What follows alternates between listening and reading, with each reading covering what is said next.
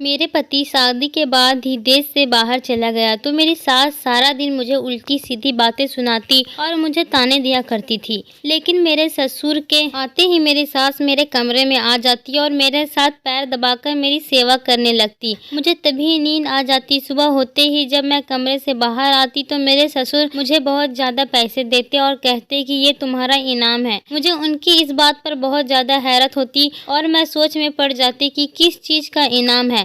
मुझे अपनी सास पर शक हुआ तो एक दिन मैं उनके कमरे में आने से पहले ही आंखें बंद करके सोने का नाटक करने लगी। उसके बाद जो हुआ वो देखकर तो मेरे रोंगटे खड़े हो गए। मेरा नाम प्रिया है, मैं एक गरीब घर से हूँ। हम 4 बहनें हैं, हमारा कोई भाई नहीं है और मैं सब बहनों में सबसे बड़ी थी। लेकिन मैं देखने में बहुत ज्यादा खूबसूरत थी। मेरे माँ बाप को बहुत ज्यादा खुशी हुई जब घर बैठे ही मेरा रिश्ता एक अमीर घर से आ गया और उन लोगों ने दहेज की डिमांड भी नहीं की थी, बस उन्हें शादी जल्दी करनी थी। मेरे माँ बाप के पास भी कुछ नहीं था, इसलिए उन्होंने मेरी सादगी से शादी करा दी। मेरी सास बहुत खुशी खुशी मुझे अपने घर लेकर आई। शादी की रात जब मेरे पति मेरे कमरे में आए तो वो बहुत ज्यादा चुप थे। उन्होंने मुझसे कोई बात भी नहीं की थी और ना ही मेरी तरफ ठीक से देखा था। बस इतना कहने लगे कि मैं एक प्रैक्टिकल किस्म का इंसान हूँ, मुझे रोमांस नहीं पसंद है। मैंने भी उनसे कुछ नहीं कहा। मैंने सोचा कि समय के साथ साथ मैं उनको जान जाऊंगी। मेरी सास और ससुर का बर्ताव मेरे साथ बहुत अच्छा था, लेकिन शादी के कुछ दिनों बाद ही मेरे पति विदेश चले गए। उनके जाने के बाद मुझे पता चला कि मेरी सास एक बहुत खतरनाक औरत है। अब वो सारा दिन मुझसे घर का काम करवाती रहती थी। मैं सारा दिन घर के कामों में लगी रहती और मेरी सास मेरे हर काम में ऐब निकालती। उनका ये बर्ताव मेरे साथ जब शुरू हुआ था जब मेरा पति काम के लिए विदेश चला गया था। मेरे पति के सामने मेरी सास मेरे साथ बहुत अच्छे से रहती थी। मेरी शादी को अभी कुछ ही महीने हुए थे और इन दिनों में मैं समझ गई थी कि मेरे ससुराल वाले बहुत संगील और दकियानुसी किस्म के इंसान हैं। मेरी सास ने मेरे पति के जाने के बाद किसी बहाने से नौकरानी को घर से निकाल दिया और कहने लगी वो सफाई से काम नहीं करती है। नौकरानी के जाते ही घर की सारी जिम्मेदारी मेरे ऊपर डाल दी। मैं जब भी घर की सफाई लगाती तो मेरी सास मुझसे कहती कि तुमने ठीक से सफाई नहीं लगाई, दोबारा सफाई लगाओ। वो दिन भर मुझे काम में लगाए रखती, लेकिन रात को जब मेरे ससुर के आने के समय होता तो वह मुझसे कहती अपने कमरे में जाओ और हाथ मुंह धोकर तैयार हो जाओ। मैं अपने कमरे में चली जाती और तैयार हो जाती और नया जोड़ा पहन लेती। मेरे ससुर के घर आते ही मेरी सास का बर्ताव मेरे साथ बिल्कुल बदल जाता था। वो मुझसे कहती कि मैं तुम्हारे लिए खाना लेकर आती हूँ। जब मैं उनसे कहती कि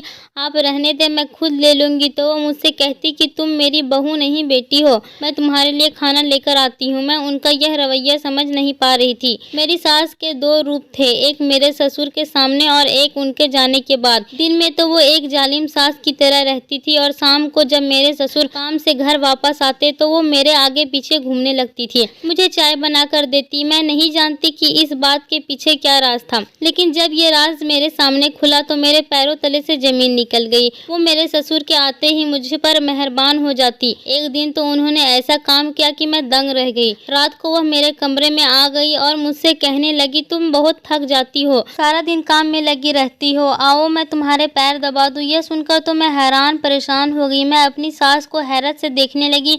मैंने कहा नहीं, आप ये क्या कर रही हैं, मुझे कुछ नहीं हुआ है, मैं बिल्कुल ठीक हूँ, मैं आपसे अपने पैर नहीं दबा सकती। लेकिन उन्होंने मेरी कोई बात नहीं सुनी और मेरे पैर दबाने लगी। मुझे उनके इस बात से बहुत शर्म महसूस हो रही थी। फिर वो तेल लेकर आ गई और मेरे पैरों पर लगाने लगी। मुझे ये बहुत बुरा लग रहा था। मैंने उन्हें बहुत बार मना किया कि आप मेरे से बड़ी हैं, मैं आपसे मालिश नहीं करवा सकती, लेकिन वो जबरदस्ती मेरे पैर पकड़कर उस पर तेल लगाने लगी। वो इतनी अच्छी मालिश करती थी कि कुछ ही देर में मेरी सारी थकान उतर जाती और मैं गहरी नींद में सो जाती थी। मैं सारी रात सोती रहती। सुबह जब मेरी आँख खुली तो मैं बहुत थकान महसूस कर रही थी। मेरा पूरा बदन दर्द कर रहा था और ऐसा महसूस हो रहा था कि मैंने सारी रात बहुत मेहनत का काम किया हो, जबकि तेल की मालिश के बाद तो सुकून मिलना चाहिए, लेकिन मेरे साथ अजीब हो रहा था। जब मैं कमरे से बाहर आई तो मेरे ससुर मुझे देखकर मुस्कुराने लगे। मुझे उनको देखकर बहुत हैरत हुई। मैं सोचने लगी पता नहीं ये क्यों मुस्कुरा रहे हैं। फिर जो सवाल उन्होंने मुझसे किया यह सुनकर तो मैं दंग रह गई। वो मुझसे कहने लगे कि तुम्हें रात को नींद अच्छे से आई थी। मुझे उनका ये सवाल बहुत अजीब लग रहा था क्योंकि मैंने तो कभी किसी से भी नींद के खराबे की कोई शिकायत नहीं की थी। लेकिन मैंने आहिस्ता से उनकी बात का जवाब दिया और कहा कि जी मैं आराम से सो गई थी। यहाँ एक और अजीबोगरीब बात आज मैंने देखी थी कि मेरी सास कभी मेरे ससुर के कमरे में नहीं सोती थी, हमेशा अपने अलग कमरे में सोती। अपने ससुर के पास तक बैठते हुए नहीं देखा था, उन्हें कभी एक दूसरे से बात करते भी नहीं देखा था। मेरे ससुर के काम पर जाते ही मेरी सास का बर्ताव फिर से मेरे साथ वैसा ही हो जाता। घर के सारे काम मुझसे करवाती। मेरे ससुर के आते ही वो मेरी खिदमत करने लगती। कुछ दिनों से यही मामला हो रहा था। रोजाना मेरी सास मेरे पैर जबरदस्ती पकड़ती और तेल लगाकर मालिश कर देती और उनके मालिश करते ही मेरी आंखों में नींद आने लगती और मैं सो जाती। मैं बहुत कोशिश करती हूँ कि मैं ना सोऊं, जागती रहूं, लेकिन मुझे समझ में नहीं आता था कि उनके मालिश करते ही क्यों मेरी आंखों में नींद आने लगती थी। मुझे समझ नहीं आता था कि मेरे साथ ऐसा क्यों होता है। सारा दिन मैं थकी हुई होती थी, लेकिन जिस तरीके से मुझे रात को नींद आती ऐसा लगता था कि मैंने कोई नशा किया हुआ है। मैं ऐसी गहरी नींद में नहीं सोती थी कि रात में एक बार भी मेरी आंखें ना खुले। मेरी नींद तो ऐसी थी कि हल्की सी आहट से भी मैं जाग जाती थी तो मेरी आंख खुल जाती थी। लेकिन जब से मेरी सास ने मेरे पैरों में तेल लगाना शुरू किया था मुझे ऐसी गहरी नींद आ रही थी कि मुझे होश नहीं रहता था कि मैं कहाँ हूँ या मेरी ससुराल में मेरे साथ बहुत अजीब गरीब इत्तेफाक हो रहा था। एक बार किसी ने बाहर का दरवाजा खटखटाया। मैंने जैसे ही दरवाजा खोला, दरवाजे के बाहर एक बच्चा फ्लावर बुके लेकर खड़ा हुआ था। वो फ्लावर बुके उसने मुझे दिया और कहने लगा कि ये आपके लिए है। मैं उस बच्चे को देखकर मुस्कुराने लगी। मैंने सोचा कि हो सकता है ये कोई मेरी सास का जानने वाला होगा, इसलिए मैंने फ्लावर बुके को उससे ले लिया। वो बच्चा चला गया। उस बुके में एक कार्ड लगा हुआ था जिस पर लिखा था खूबसूरत लड़की के लिए खूबसूरत सा गिफ्ट, आपको चाहने वाला। ये पढ़कर मुझे झटका लगा। मैंने घबराकर वो बुके वहीं पर फेंक दिया। पता नहीं ये कौन सा जिसने ये घटिया हरकत मेरे साथ की थी। मैं अपने कमरे में चली गई और कमरे का दरवाजा बंद कर लिया। मैं उस आदमी के बारे में सोचने लगी। मेरी अपनी परेशानियां खत्म नहीं हो रही थी। ये एक नई मुसीबत मेरे गले पड़ गई थी। सुबह जब मैं अपने कमरे से बाहर आई तो मेरे पूरे शरीर में दर्द हो रहा था और मुझे बहुत ज़्यादा थकान महसूस हो रही थी। मेरी आंख बंद हो रही थी। मेरे सर में भी बहुत दर्द हो रहा था। जब मैं अपना नाश्ता बनाने के लिए किचन में जाने लगी तो मेरी सास मुझसे कहने लगी, तुम यहीं बैठो, तुम्हारे लिए नाश्ता बनाकर लाती हूँ। सबसे पहले उन्होंने मुझे नींबू पानी पिलाया। इससे मेरी नशा कुछ कम हो गया। उसके बाद मेरी सास ने मेरे सामने नाश्ता रख दिया और जब मैं नाश्ता कर रही थी तो मेरे ससुर मेरे सामने ही बैठकर मुझे देख रहे थे और मुस्कुरा रहे थे। और फिर उन्होंने मुझसे ऐसी बात कही कि मैं सुन रह गई। कहने लगे कि लाल कलर के कपड़ों में तुम बहुत अच्छी लगती हो। ये सुनकर मुझे बहुत बड़ा झटका लगा क्योंकि लाल कलर का सूट तो मैंने रात ही पहना था और वो मेरा नाइट सूट था जो कि मैं अपने कमरे में जाने के बाद ही पहनती थी और फिर मैं बाहर नहीं आती थी। तो फिर मेरे ससुर को कैसे पता चला कि मैंने रात लाल रंग का सूट पहना था। उनकी बात सुनकर मैं शर्म से पानी पानी हो गई। मैंने अपनी नज़र झुका ली। अब तो मुझे शक होने लगा था कि रात को मेरे साथ होता क्या है। अभी तक मैं यही सोच रही थी कि मैं रात को इतनी गहरी नींद में कैसे सो जाती हूँ और मेरे ससुर को कैसे पता चल जाता है कि मैंने रात में किस कलर का सूट पहना था। मैं इसी बात में उलझी हुई थी कि मेरे साथ एक और अजीबोगरीब हरकत हुई जिसने मेरे होश उड़ा दिए। मैं किचन में बर्तन धो रही थी कि मुझे महसूस हुआ कि कोई मुझे देख रहा है। मैंने किचन में इधर उधर देखा तो वहाँ पर कोई भी नहीं था, लेकिन मुझे ऐसा महसूस हो रहा था कि जरूर मुझे कोई छुप कर देख रहा है। मैं परेशान हो गई। पता नहीं कौन है जो मुझे देख रहा है और कहाँ से देख रहा है। हमारा किचन घर के आंगन में ही था और हमारे घर के आसपास भी बहुत सारे घर थे। हमारे घर के सामने वाले घर से हमारा किचन साफ नजर आता था। औरत की फितरत होती है कि वो अपने ऊपर उठने वाली नज़र को ढूंढ ही लेती है। मैं किचन से बाहर आई। मैंने आसपास के घेरों में देखा।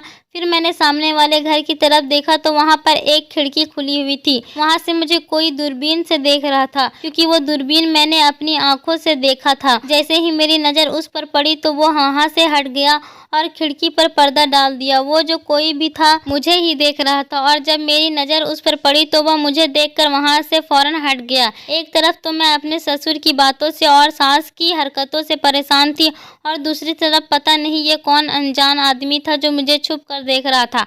पता नहीं मुझसे क्या चाहता था। कुछ दिनों बाद किसी ने मेरे घर के आंगन में एक कागज का टुकड़ा फेंका और वो उसी समय फेंका था जब मैं किचन से बाहर आ रही थी। मुझे वो कागज का टुकड़ा नजर आया तो पहले तो मैंने उसे नज़रअंदाज कर दिया, लेकिन फिर मैंने सोचा कि कहीं मेरी सास की नज़र इस पर ना पड़ जाए। अगर उन्होंने ये उठा लिया तो वो मुझे तो गलत समझेंगी, वो तो मुझ पर ही शक करेंगी। इसलिए मैंने वो कागज़ उठा लिया और अपने कमरे में आ गई। मेरा दिल बहुत ज़ोर ज़ोर से धड़क रहा था। पहले मैंने सोचा कि उस कागज़ को फाड़ कर फेंक देती हूँ, लेकिन फिर ख्याल आया कि एक बार पढ़कर देखती हूँ आखिर इसमें क्या लिखा है। मैंने वो खोलकर पढ़ना शुरू ही किया था कि इतने में कोई मेरा दरवाज़ा खटखटाने लगा। मैं एकदम उलझ गई। मुझे पता था कि मेरी सास ही होंगी।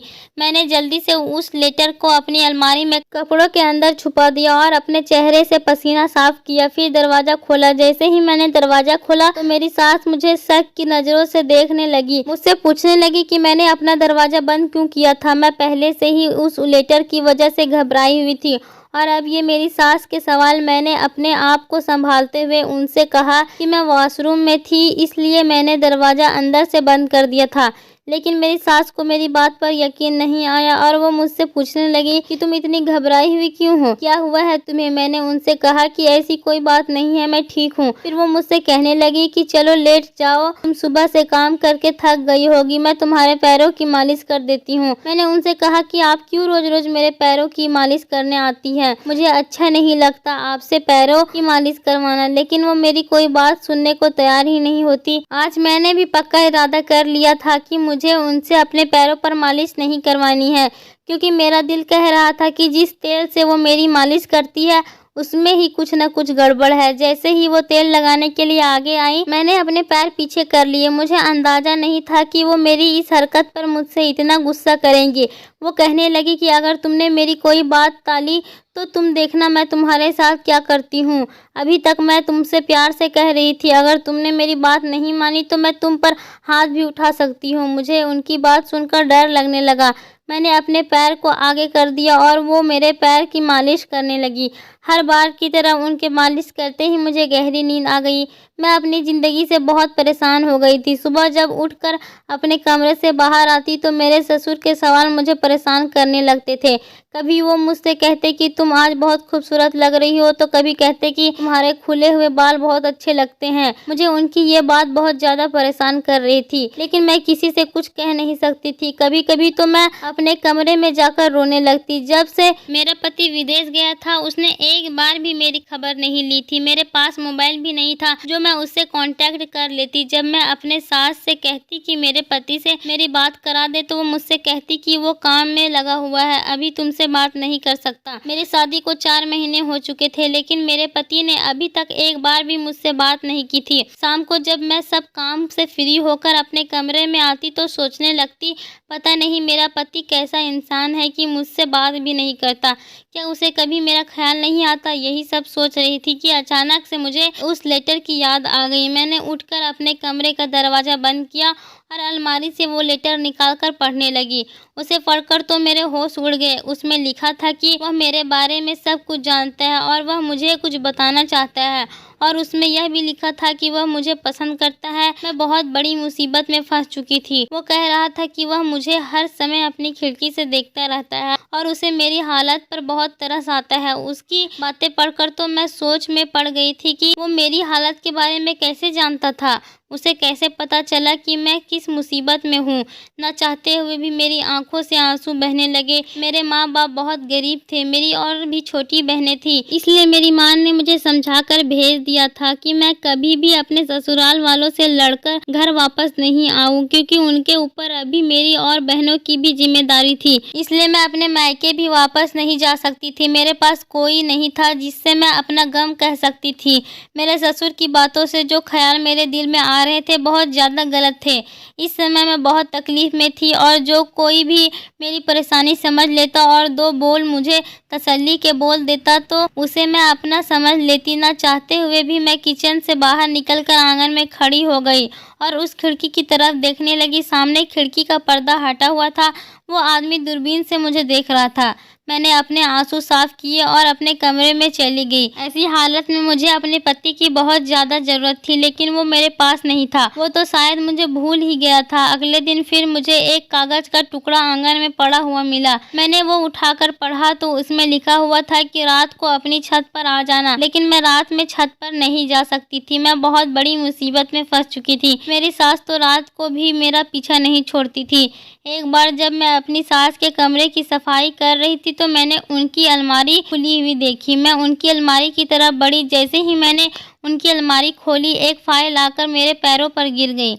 मैंने उठकर देखा तो उसमें घर के कुछ कागजात थे और एक तलाकनामा भी था। अभी मैंने उसे पढ़ा नहीं था, मैं सिर्फ उसे देख रही थी कि इतने में मेरी सास कमरे में आ गई। उसने मेरे हाथ से वो फाइल छीन ली और गुस्से में मुझसे बोली कि तुम मेरी अलमारी की तलाशी ले रही हो। मैंने कहा नहीं, मैं तो सिर्फ सफाई कर रही थी, आपकी अलमारी खुली हुई थी तो मैं बंद करने के लिए आ गई। ये फाइल तो खुद ही मेरे पैरों के नीचे गिर गई थी। वो कहने लगी कि ये मेरी फाइल है, तुम जाओ यहाँ से। मैं कमरे के बाहर आ गई। मैं सोचने लगी कि मेरी सास ने अपना कमरा अलग कर रखा था और मेरे ससुर को भी अपने करीब नहीं आने देती। मेरे दिल में ये ख्याल आने लगा कि शायद मेरी सास और ससुर में तलाक हो चुकी है और मेरी सास मुझसे ये बात छुपाना चाहती है।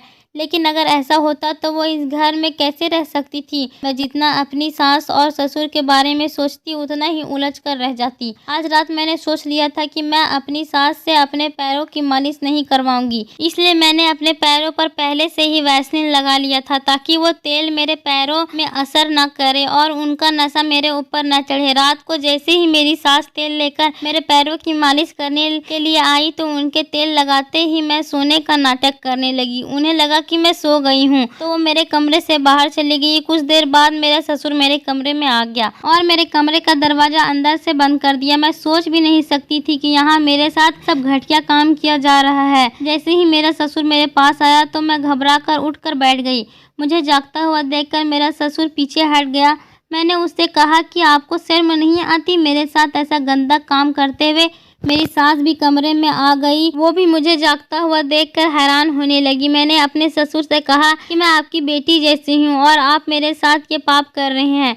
वो अपनी नज़रें झुकाकर कहने लगी कि मैंने तुम्हारे साथ अभी कोई गलत काम नहीं किया। मैं यहाँ सिर्फ तुम्हें देखने के लिए आता हूँ। तुम मुझे बहुत अच्छी लगती हो, मैं तुमसे शादी करना चाहता हूँ। उनकी ये बात सुनकर मेरा दिल किया कि मैं उनका गला दबा दूं। मैंने कहा आपको बिल्कुल भी शर्म नहीं आ रही है ऐसी बातें करते हुए? मैं आपके बेटी की पत्नी हूँ। इस बात पर मेरी सास ने मेरे ससुर को कमरे से बाहर भेज दिया और मुझसे कहने लगी कि कौन सा बेटा और किसकी पत्नी, वो तो कब का तुम्हें छोड़कर जा चुका है। मैंने उससे तुम्हारी शादी इसी शर्त पर करवाई थी कि वो तुम्हारे साथ नहीं रहेगा। वो तो बाहर विदेश में ही शादी कर चुका था, लेकिन मुझे अपने घर में एक मुफ्त की नौकरानी चाहिए थी, इसलिए मैंने ऐसा घर ढूंढा जिसके घर वाले अपनी बेटी को ससुराल वालों की हर ज्यादती सहने का मशवरा देते हो। तुम्हारे माँ बाप भी ऐसे ही थे, इसलिए मैंने अपने बेटी की शादी तुमसे करवा दी और जब वो वापस जाने लगा तो तुम्हारे लिए वो डिवोर्स पेपर छोड़कर गया था। और ये बात मैंने तुम्हें इसलिए नहीं बताई थी क्योंकि मैं तुम्हारे बारे में कुछ और सोच चुकी थी। अब मेरा पति तुम्हारा ससुर नहीं है। तुम्हारा शादी अपने पति से करवा दूंगी। मेरे पति के दिमागी हालत ठीक नहीं है, वो जो चाहता है वही करता है। सारी जिंदगी उसने मुझे मारा पीटा और अब तुम उसे पसंद आ गई हो। मैं तुम्हारी शादी उससे करवा दूंगी और अपनी ज़िंदगी सुकून से गुजारूंगी। ज़िंदगी भर जो तकलीफ़ इसने मुझे दी अब वो तुम सहोगी और तुम्हारे पास वापसी का भी कोई रास्ता नहीं है। ये कहकर मेरी सास मेरे कमरे से चली गई। मेरा पति मुझे तलाक दे चुका था और मुझे इस बात की कानों कान खबर भी नहीं थी। अब मैं इस घर में कैसे रह सकती थी? मैं किसी भी सूरत में इस घर में नहीं रहूंगी। मुझे सारी जिंदगी की गुलामी और तकलीफ बर्दाश्त नहीं करनी। मैंने अपना सामान उठाया और कमरे से बाहर निकलने लगी। जैसे ही मैंने दरवाजा खोलने की कोशिश की तो दरवाजा बाहर से लॉक था। मैंने दरवाजा खटखटाया तो मेरी सास कहने लगी कि जब तक मैं तुम्हारी शादी अपने पति से नहीं करवा देती तुम इस कमरे में ही बंद रहोगी। ये सुनकर मेरे पैरों तले से जमीन निकल गई थी। मैं ऐसा किसी भी हालत में नहीं कर सकती थी। मैंने अपनी सास से मना कर दिया। मैंने कहा कि दरवाज़ा खोलो, मुझे यहाँ से जाने दो।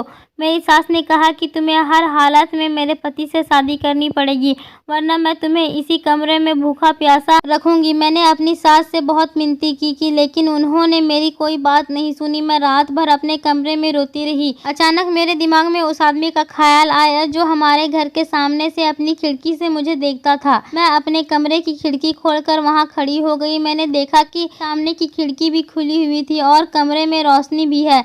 मुझे एक उम्मीद की किरण नजर आई। मैंने सोचा कि हो सकता है ये आदमी ही मेरी मदद करे। मैंने उस आदमी के सामने अपने हाथ जोड़े, उससे इशारा से कहा कि मेरी जान बचा ले। मेरे पास बस यही एक चारा था। कुछ देर बाद ही मेरे कमरे का दरवाजा खुला और बाहर पुलिस मौजूद थी। वो आदमी मेरी बात समझ गया था। मैंने पुलिस को सब कुछ बता दिया। पुलिस मेरे सास ससुर को पकड़ कर ले गई। मैं अपने मायके में वापस आ गई। कुछ दिनों बाद ही वो आदमी ने मुझसे शादी कर ली जिसने मेरी मदद की थी। अब मैं इसके साथ ही खुशहाल जिंदगी गुजार रही थी। दोस्तों, उम्मीद करती हूँ आपको हमारी कहानी पसंद आई होगी। कहानी पसंद आई है तो वीडियो को लाइक करें और चैनल को सब्सक्राइब करें।